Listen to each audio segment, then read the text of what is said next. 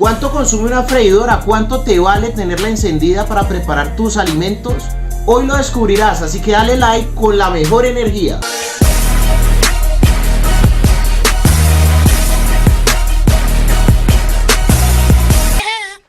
Aquí ya estoy, ya llegó la hora. Soy el tío Moe. Mil gracias, señora. Patatas por millones y el tío Moe te admira mientras te las comes. La freidora realmente rostiza los alimentos. Tiene una resistencia interna, un ventilador, entonces se recircula aire muy caliente. Entonces se rostizan los alimentos. Se utiliza muy poco aceite. Por eso es que dicen que las freidoras ahorran hasta un 90-95% de aceite. Y pues sí, son más saludables si lo comparamos con un proceso de fritar con aceite en una estufa tradicional.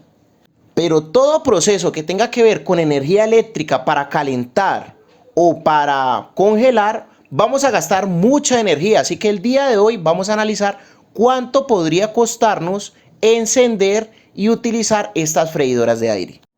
Vamos a revisar las características de nuestra freidora. En este caso, ¿de dónde podríamos sacar los datos de la freidora, del manual o de la ficha técnica?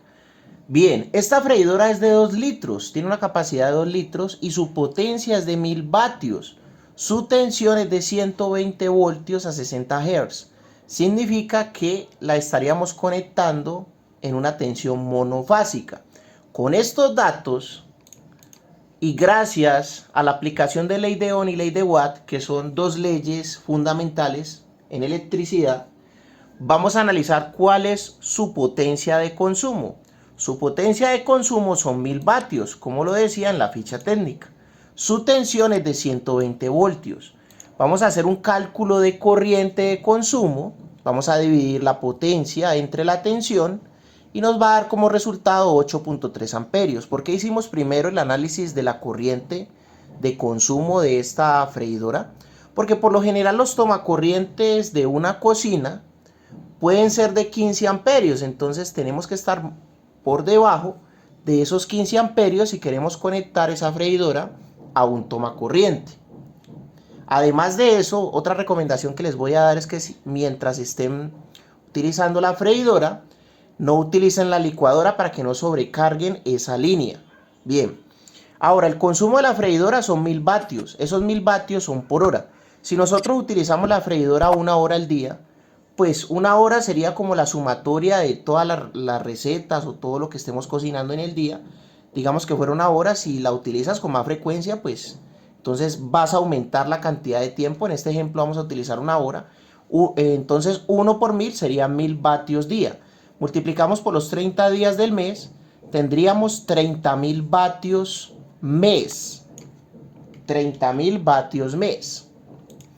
En nuestro recibo de energía a nosotros nos cobran es por kilovatios.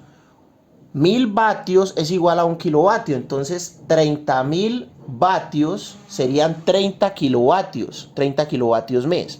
Ahora, para saber cuál es el costo, cuánto nos costaría poner en funcionamiento esa freidora, o cuánto nos llegaría el recibo de energía, pues tenemos que buscar en el recibo de energía, en un recibo de energía, cuánto nos cobran por kilovatio. En este caso acá en Colombia nos están cobrando 820 pesos por kilovatio. Entonces multiplicamos 30 por los 820 pesos y aquí en Colombia nos cobrarían 24.600 pesos más de energía por la utilización de la freidora.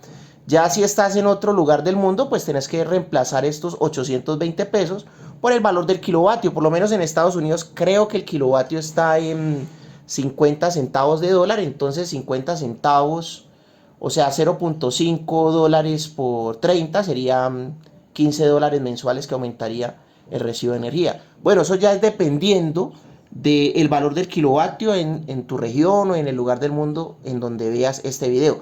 Escríbeme en los comentarios cuál es el valor del kilovatio del lugar del mundo donde estás en estos momentos, en cuánto te llega tu factura de energía.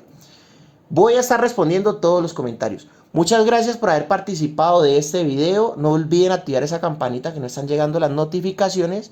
Y muchas gracias a todas esas personas que nos están haciendo donaciones por PayPal. Muy pronto estaré publicando en nuestros videos los perfiles de las personas que nos están donando por PayPal. Muchas gracias. Nos vemos en la próxima.